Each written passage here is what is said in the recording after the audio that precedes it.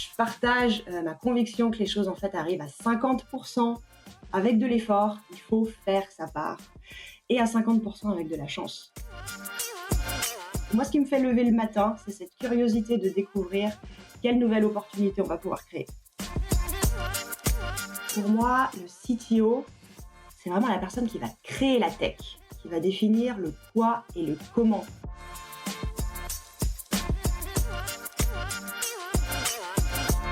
Bonjour à tous, je suis Alain Bouzaccaro, président d'Instinct Pionnier, une entreprise de coaching et transformation culturelle.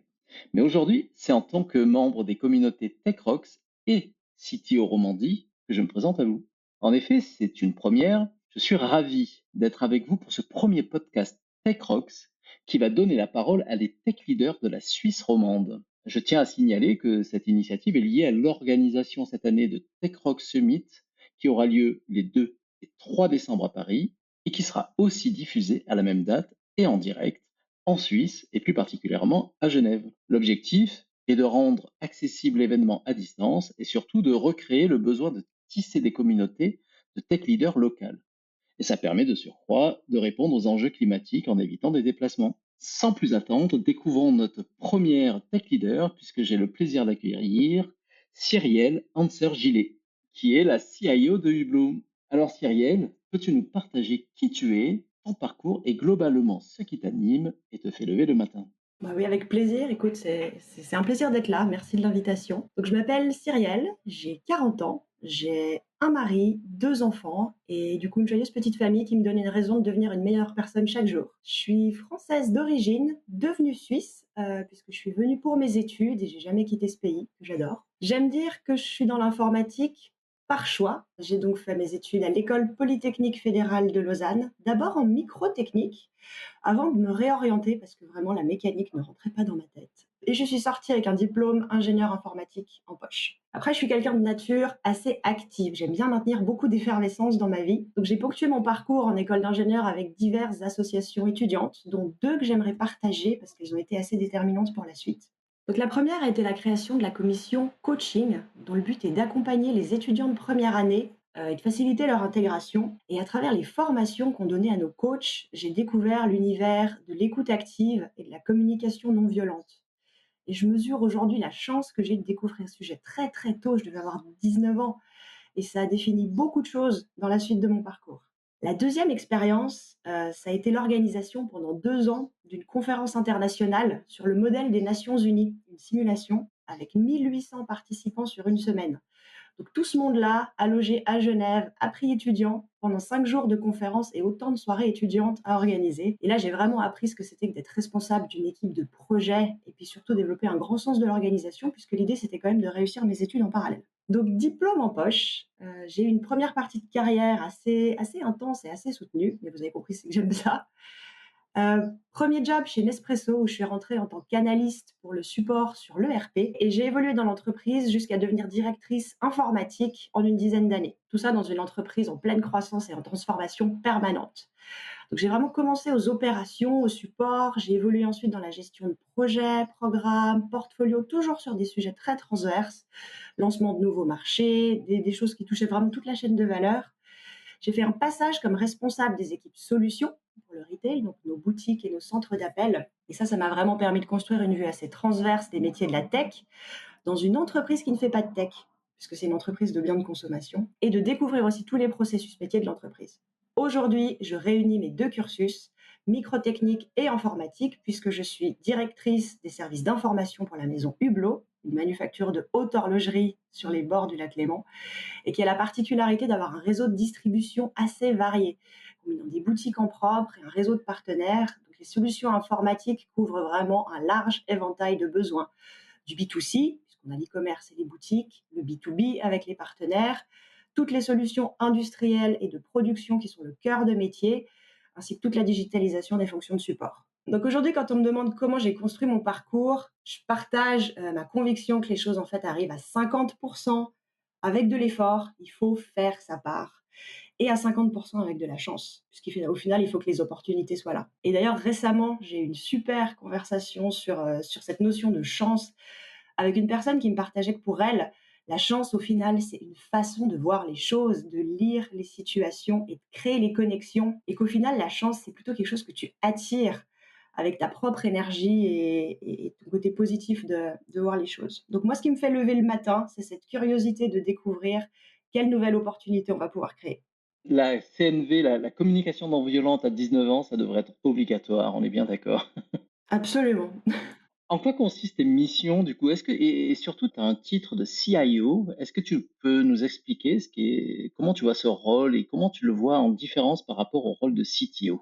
Alors, je pense que chaque entreprise et chaque organisation va avoir ses définitions, mais pour moi, le CTO, c'est vraiment la personne qui va créer la tech, qui va définir le quoi et le comment.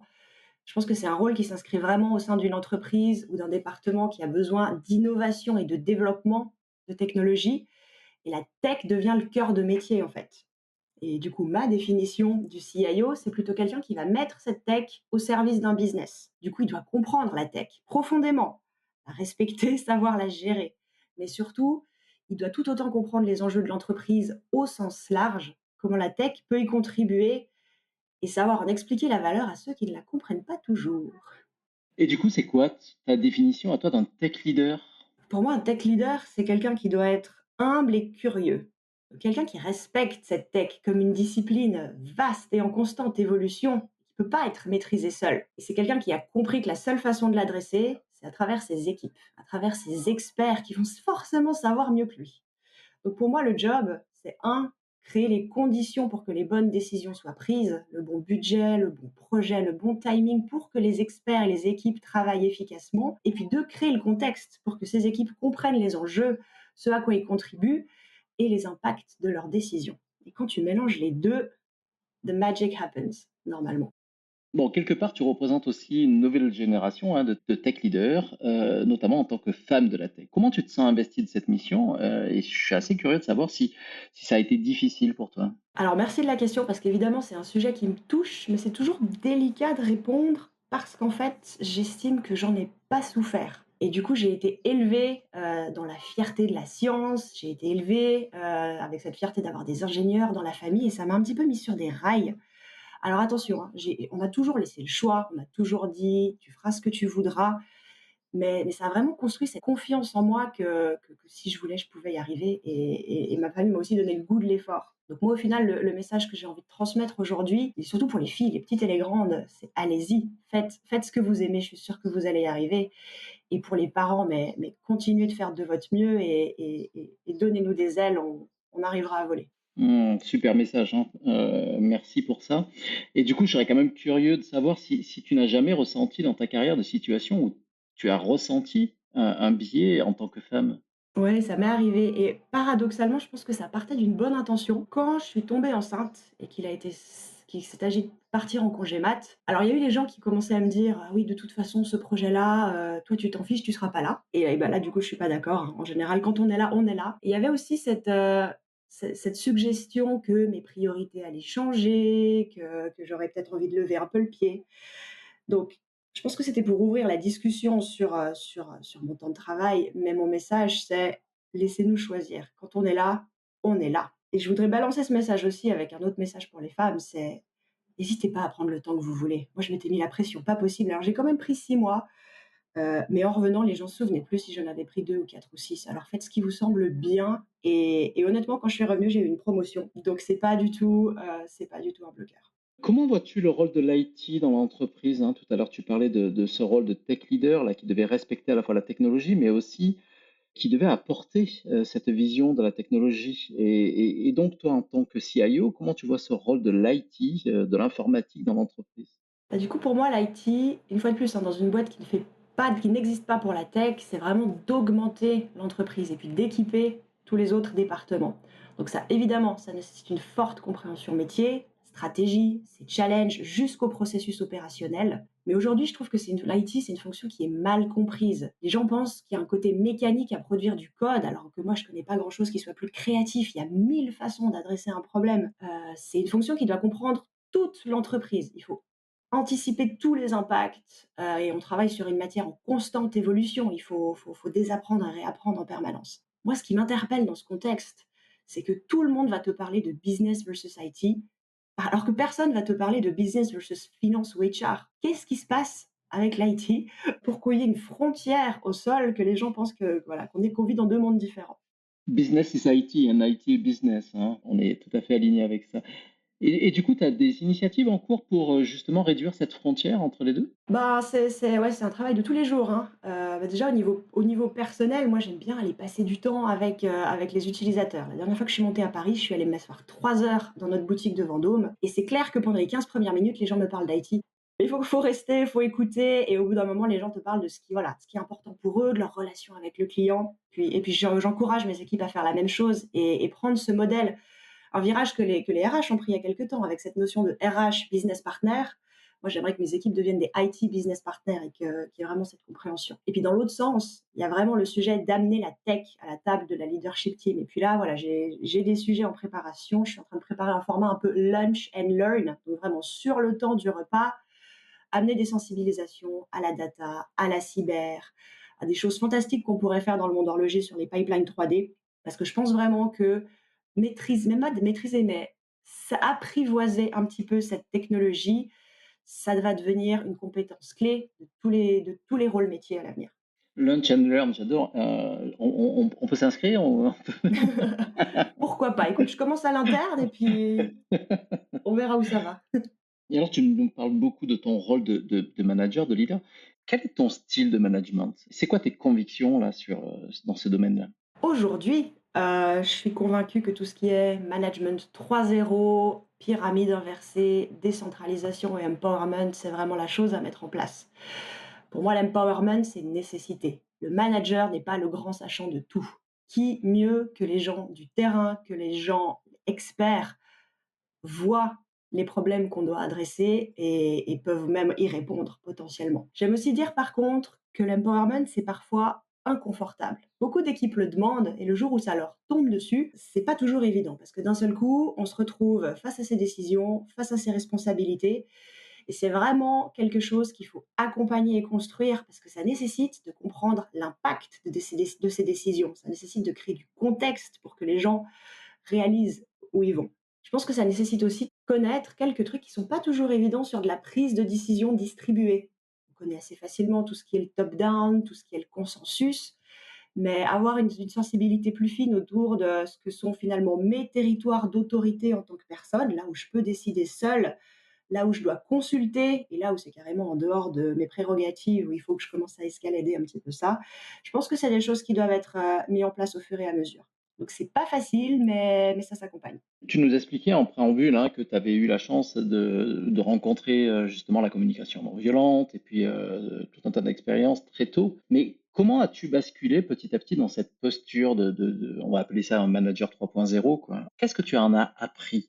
Est-ce que tu as appris des choses sur toi? Ouais, alors je suis tombée dedans alors un peu par hasard, parce qu'au final, j'ai vu passer ce meet-up sur les organisations distribuées et ce sujet m'a attirée. Je fais pas tellement de meet-up ou j'allais pas à tellement de meet-up à l'époque, mais je suis allée là-bas et là, j'ai vraiment découvert tout le pouvoir et j'étais fascinée par les notions d'holacratie et j'ai vraiment eu envie d'explorer ça. Maintenant, toute la question, c'est comment tu le mets en œuvre? Parce que forte de toutes mes nouvelles convictions, je me suis dit: «Tiens, bah, je vais déléguer» et il y a vraiment une première fois où j'ai délégué mon rôle, en fait, en tant qu'animation de l'équipe de leadership IT et j'ai été toute déçue de voir le résultat au final parce que j'avais délégué une tâche à quelqu'un qui, investi de cette nouvelle mission, avait finalement pris plein de décisions et avait pas nécessairement, pris l'approche que moi j'essayais d'avoir qui était de déléguer ce pouvoir et en fait, je me suis rendu compte que tu peux juste pas déléguer une tâche. Tu dois déléguer ta vision, tes valeurs, tu dois l'accompagner, mais tu peux pas juste imaginer que les choses vont se produire toutes seules. Donc je l'ai appris un peu à mes dépens, mais aujourd'hui, c'est une conviction forte. Alors, comme tu le sais, le thème que nous allons explorer cette année lors du Summit de TechRock, c'est celui de la résilience. Et je serais curieux de t'entendre sur ce sujet. Alors quand tu me parles de résilience, moi, il y a un événement qui me vient assez fort, qui a été assez traumatique parce qu'on a eu dans une expérience passée une assez grosse réorganisation et en fait, pour traverser ça, il y avait vraiment 2 forces en opposition, hein. J'avais à la fois un conflit de valeurs parce que moi, je crois fortement en l'humain et à la construction des équipes. On passe énormément d'énergie à former et à engager les gens et là, le fait de les faire partir, ça me correspondait pas et en même temps, je me sentais investie d'une mission. Moi, on m'a proposé de rester et je me suis dit, voilà, j'arrivais à un moment de ma carrière où j'avais un peu fait le tour, comme je disais tout à l'heure, de beaucoup de process, de beaucoup de projets.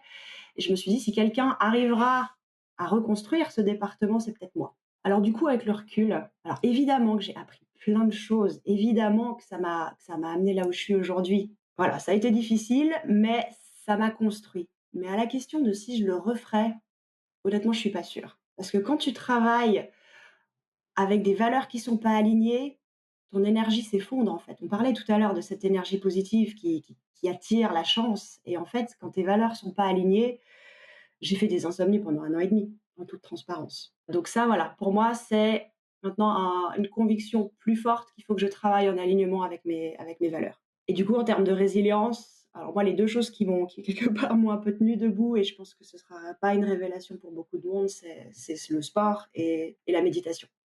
La méditation, ça m'a vraiment donné ces 5 minutes de calme tous les matins pour avoir du recul sur les situations que j'allais vivre. Le sport aussi, et tu te rends compte quand tu crois que tu as pas le temps et que tu lâches sur ces choses-là, c'est là que d'un seul coup, les situations te touchent, c'est là que d'un seul coup, tout ce qui est difficile pénètre et c'est là que tu vas faire des insomnies. Donc en fait, j'adore cette expression qui dit que 5 minutes de méditation, c'est essentiel, sauf quand tu as pas le temps, là, il te faut 1 heure.